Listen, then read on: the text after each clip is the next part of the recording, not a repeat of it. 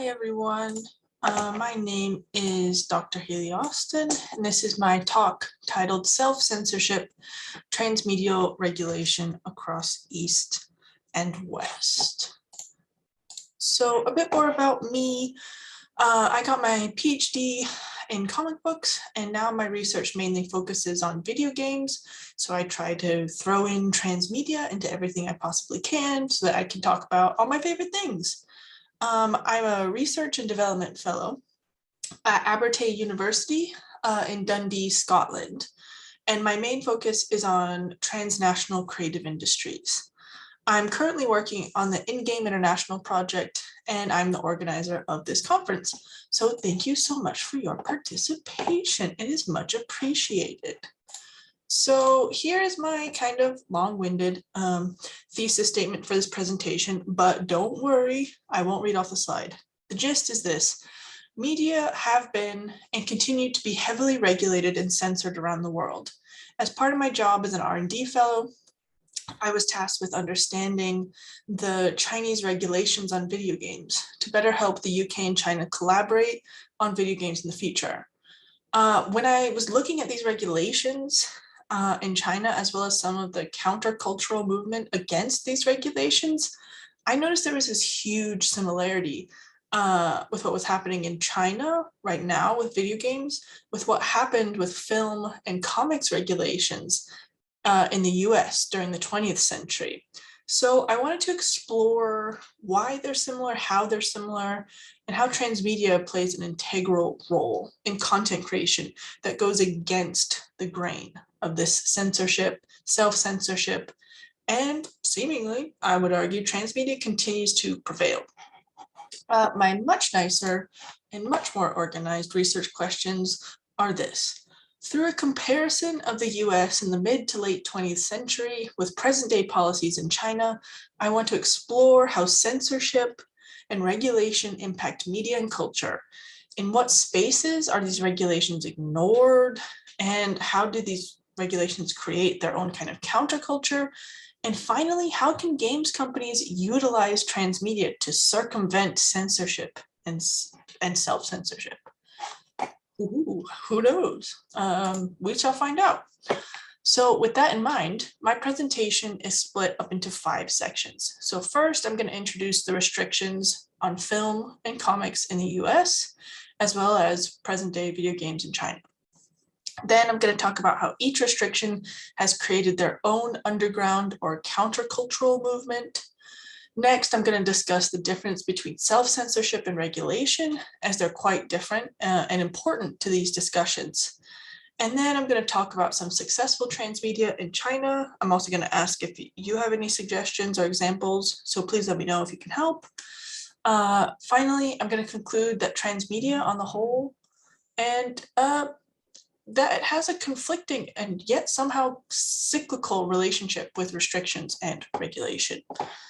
So yeah, just a few things to get through.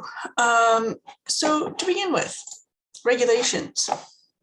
I invite you to think back to America in 1934, which is, I'm sure, something we all remember. Not really. So after the First World War, film studios were essentially trying to say that everything was fine and great. America was just a happy-go-lucky kind of place. And film should really only reflect that. This is kind of in response to this growing influx of crime and mob films that people loved to watch, but people did not love the fact that was being made because it showed some things in a negative light.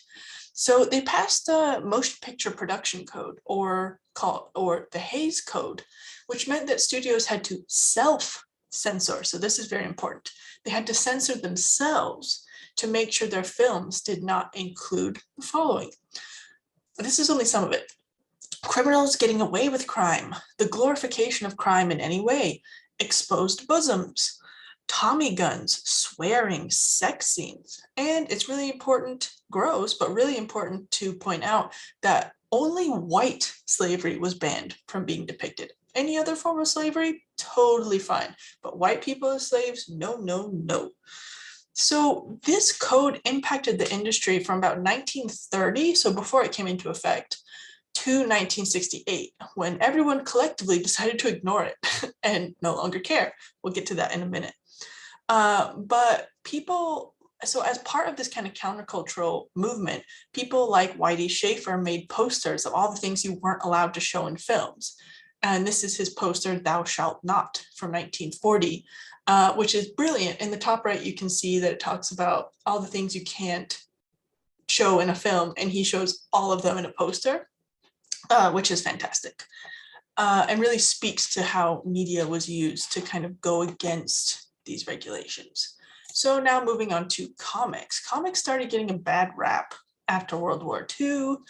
And this one guy named Frederick Wortham decided that they were a direct cause of child delinquency and bad behaviors. And that's mostly because he interviewed one kid who said comics made him set his house on fire. So he was like, this must be true. Comics are horrible.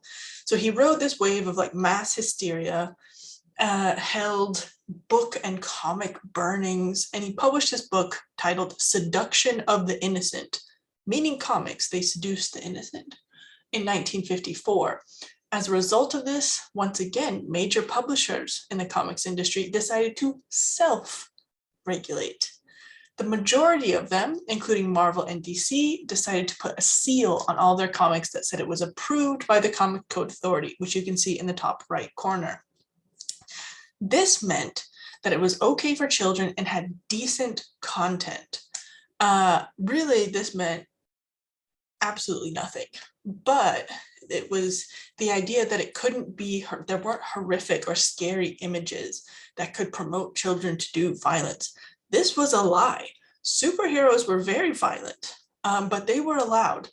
Essentially, one of the big impacts that it had was it put Marvel and DC's major publishers, like competitors, out of business. So comics such as Lev Gleason, a lot of people will not have heard of these. Lev Gleason, EC, and any other publisher who sold horror comics went out of business in this period. But much like the Hays Code, so also not everyone used or listened to the code, this specific seal. Other comics like Dell Comics, who did a lot of the Disney, Looney Tunes kind of cartoony kids comics, had their own pledge that they put in. So you knew if you were buying a Dell comic was a good comic, and stuff like that. But much like the Hays Code, this went out of fashion. So Marvel abandoned the Comics Code seal on their books in 2001. And only recently, in 2011, did DC and Archie abandon putting that their comics were approved by the Comics Code Authority, which, as we'll see in my next section, is pretty laughable, actually. But it's important to note that some comics did not need to use this seal, and that includes Classics Illustrated, because they were allowed to depict almost anything because they turned classic literary work into comics. We will return to that later. Now, on to China's modern video game restrictions. My colleagues and I on the In-Game International project have noted that there appear to be what we call the written rules. Well, there are the written rules, which we call the hard rules, and the unwritten rules, or the soft rules. So I'll start with the hard rules. The first is that in order to make a game, you have to go through, in China, you have to go through the licensing and approval process with the National Press and Publication Administration to get a license and an ISBN number. Non-Chinese companies have to have a Chinese partner, and as of yet, there is no age rating system. So Chinese video games have to be safe for all people to play them. Now here are some of the known restrictions. Some of these are hard rules that we found, but a lot of this is in our forthcoming report. So we did a lot of interviews that will be published in our Pathway to Partnership between the UK and Chinese video game sectors report. So your video game, all the game text has to be in simplified Chinese. You cannot distort historical fact about modern or historical China or Chinese culture, such as depictions of maps, including Taiwan and Hong Kong, have to be shown as part of China. They have to be on a separate server, only able to play with other Chinese players. There can't be horror or violence. Loot boxes are heavily regulated, and I invite you to go see Leon's presentation about this. He goes into much, much more detail than I will. There can't be content that promotes a corrupt lifestyle like crime. Where have we seen this before? And no content which endangers social morality. No bad words, sex, pornography, sexual content, and nothing that might encourage minors to get married or live together. Now, there are more unwritten or soft rules. But these lines get a bit blurry and fuzzy as we go along. So from what we can tell, the most self-censored content is usually done through localization. And that is the changing of LGBTQIA plus content or suggestions. So kind of turning in text, they might, a same-sex couple might be referred to as a couple, but in the Chinese version, it might be that they're just close friends. Similarly, any kind of word that's associated negatively with kill, death, hurt, harm, etc. is changed so as not to upset the licensing authority. So we've talked about lots of different media, lots of different restrictions. So we've talked about film and comics in the US, and we've talked about Chinese video games. So we're going to transition now into talking about countercultures that each of these restrictions have led to. I included this photo because counterculture is often called the underground in English. So you see the difference between what you see above ground versus what is actually happening underneath, away from the watchful eye. So back in order.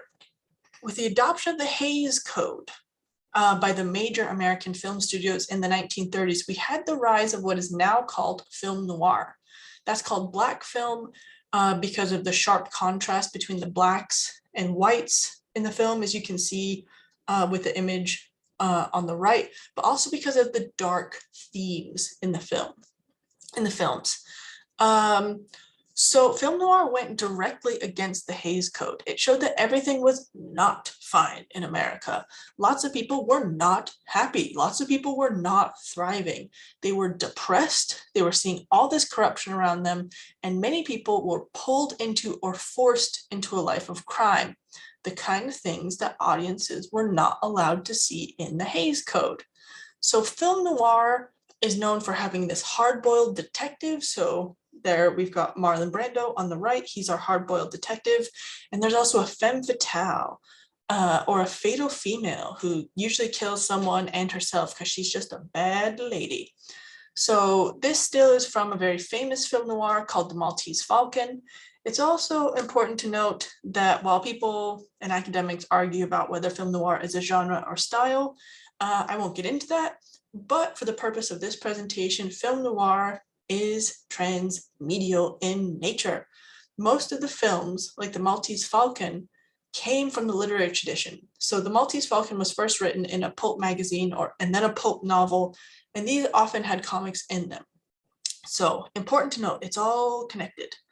And then this is a still or a promo shot from one of my favorite film noir films called Cat People.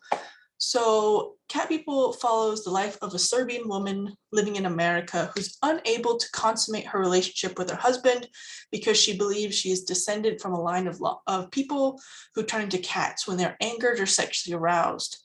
So when her husband starts having a wandering eye towards his secretary, she gets angry and starts stalking this woman, trying to kill her. As you do. But now you might be thinking back on the Hays Code and going, how the heck did this film get made? There are sexy ladies everywhere. Sex is part of the storyline, and there's a lot of crime, including stalking and attempted murder, not to mention that this was a horror film. Shock and horror, how did it happen? How do we get film noirs at all when there was the Hays Code? So here's how they got away with it. They were considered B movies. They were not these major motion pictures. Studios paid less attention to them. They also had no budget. They often reused sets, which is part of the reason you got the contrast between the dark blacks and the brilliant whites so that you couldn't tell that it was a reused set, or they just shot on location at night with no budget. No one thought they would make any money, be any good, and that no one would watch them. And finally, they often came from a literary source. So if it's literature, if it comes from this high art of having been written, and then it's turned into this low art of a B film, how bad can it be? So we're going to kind of see that as we go on. So now back to comics. Woo! What were comics doing before? So in the wake of the film code, which was in the 30s, but before our friend Frederick Wortham lost his ever-loving mind. So they were trying to kind of keep up with their own code. So they wanted to keep showing crime, which sold really, really well. But they wanted to make sure it wasn't shown as a positive thing, so they wanted to follow the film code. So they came up with really original titles like Crime Does Not Pay, to prove that the bad guy does not win at the end, but that they can totally tell crime stories. They also completely ignored the code in a lot of ways, and they would continue to do that if it was making a lot of money. The middle panel is from the 6th issue of Wonder Woman, and it shows her in a leather gag mask or brank and tied up in suggestive and clearly BDSM connotations. But because it was other ladies tying her up, everything was fine. Even if fans wrote in later to say, this doesn't seem super appropriate, they would say, we don't care, it's selling, and the writer is a complete weirdo, but we don't care, it sells really well. And then, much like film, comics were just also adapting literary work to get around any kind of regulation. So you couldn't have horror comics later on, or horror comics were seen as bad, but you could have the original sci-fi horror Frankenstein because it used to be a book. So these are all from the 40s to give you an idea of what comics kind of looked like before, but now we'll look at what they were in the counterculture. So in the 60s, 70s, and 80s, in the wake of the comics code, there was this huge countercultural movement in American comics called the underground comics movement. And that is comics with an X. These were comics that were published by micro publishers for adults only and flew in the face of regulation. So most people talk about Robert Crumb, and I have an example of his artwork in one of his comics in the middle there as the father of underground comics. He loves depicting lewd content, sex acts, rape, all this other stuff as a critique of the American system. I personally don't like him, think he's overrated. So that's why I have him small. And I instead am going to focus on Trina Robbins, who created countercultural feminist comics like It Ain't Me, Babe, where she showed how angry female characters were with their treatment. So you see really popular comics characters there, angry with the patriarchy. She used her own kind of transmedia while also being countercultural. She also helped create women's comics, women spelled incorrectly, as was the fad at the time, mostly to distinguish them as separate and not created from men. These comics critiqued the romance comics at the time and were titled Seduction of the Innocent, in a direct counter to Frederick Wortham's work that helped create the comics code. So comics went underground and largely ignored the code. Everybody ignored the code for the most part. And there was also another kind of media that became more popular, and that is the zine or the fan magazine. So this is in the 90s. Zines have been around for a really long time. I just wanted to show them as another example of kind of reworking other media, something that was countercultural, anti-publishing, anti-press, and super easy to make. So if you have a piece of paper and a copier, you can make a zine. It can be literally anything. This is the Riot Girl zine from the 90s, and it was this really punk feminist zine. They're still going on today, not Riot Girl, but lots of these kind of zines are having a resurgence. I just wanted to include them very quickly. So I know you're saying, Hailey, you promised to talk about video games. Here they are. We're going to talk about some things going on in China that go against the grain of the video game restrictions. The first is the gray market, not the black market, not totally legal either. Essentially, Chinese players use VPNs to access Steam, the Western Steam, rather than Steam China, because there are so few authorized games on Steam China.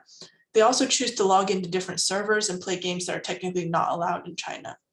Now, there's many reasons for this, not just the small number of games, but also how long the regulatory process takes, and that it takes years rather than months. And even approved games can be pulled at the last minute. One example is Animal Crossing that was released in China on the Nintendo Switch. It didn't last long because some players used it as a form of political protest, and the game was then swiftly banned. So even something that was approved can then be swiftly banned. So there's not a lot of games available in China. So some companies choose to create shanzai or copycats of popular Western games and release them to Chinese audiences. One game is called Werewolf Among Us, which was released after Among Us swept the globe. So in our forthcoming paper on shanzai that's going to be published in the British Journal of Chinese Studies, Dr. Robin Sloan and I argue that shanzai are not merely clones or copycat games all the time. They're closer to localized versions of the original game or transmedia themselves. So the original Among Us is based off of the social game Mafia. Now that game tends to be called Werewolf in China. And in Werewolf Among Us, instead of killing the crew members, the werewolf simply stuns people who wake up later. It was changed to better fit the cultural understanding of the game in China, as well as fit within Chinese regulations. Among Us is still not available in simplified Chinese, but Chinese players still account for a large number of downloads through their VPNs. Now, some successful transmedia in China. Comics. So there are some fan spaces and webcomics hosting sites like u17.com that allow for the creation of fan content and other content outside of censorship constraints. They let fans interact with content and bring their own perspective to the stories. I'll ask for more examples of this, but if you know any good comics on here, please let me know, especially ones that go against regulations. So let's talk a bit more about transmedia. I've talked about how it's been integral to each of the underground movements, including film noir, underground comics, and even the gray market in video games. But how can it be used as a workaround? What makes it so powerful? Well, for the most part, as we've seen, literary media or higher art forms don't need to be censored when taking down into lower art forms. Similarly, fan-generated content does not have to pass regulations. So transmedia can be used for fans to imagine their own versions of the characters doing things. So we had like Trina Robbins rewriting several female comics characters like Wonder Woman being angry at their depictions. Reusing media can be seen as a form of counterculture. So not only with Trina Robbins, but also the zines and also the shanzai games. And the shanzai or copied games can be used as a localizing effort to bring games to audiences that would otherwise be unable to access them. Transmedia seems to be working in this cycle. So someone creates something, there's regulations, fans create their own work, and then that work gets picked up and turned into something else. An example of this is the website I mentioned before with fan-generated content and webcomics, u17.com. It was acquired by a Chinese animation company with the intent to use the IP from a variety of the comics and turn them into animation. So in conclusion, this cycle of transmedia just continues on and on and on. These regulations lead to counterculture, which lead to more media, which can sometimes lead to more regulation. And transmedia plays an integral role in the generation of content, especially content that goes against censorship or around self-censorship, and can even potentially be used by companies as a way to get around the censorship. We've seen it happen in comics and film in the US, and it'll be interesting to see what happens with Chinese video games. So that's the end of my talk. Here's a slide with my references, including 2 of our upcoming publications. Here's a slide with the images that I used. So all that is left for me to say is thank you. Thank you for listening. Thank you for attending the conference. If you have any information or examples of successful transmedia, fan art, comics, anything like that in China, please let me know. My email's there on the left, or you can find me on Twitter. I look forward to talking to you soon. Thanks very much.